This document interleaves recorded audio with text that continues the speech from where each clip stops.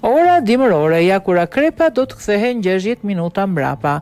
Si çdo vit, ndryshimi nga ora verore në ato dimërore do të bëhet të dielën e fundit të tetorit.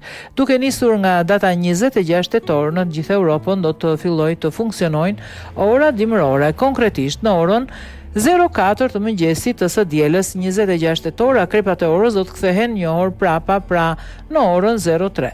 Lëvizja e krepave të orës si fenomen ndryshon 2 herë në vit. Në javën e fundit të tetorit dhe në të dielën e fundit të marsit, kohë kur ora shkon përpara.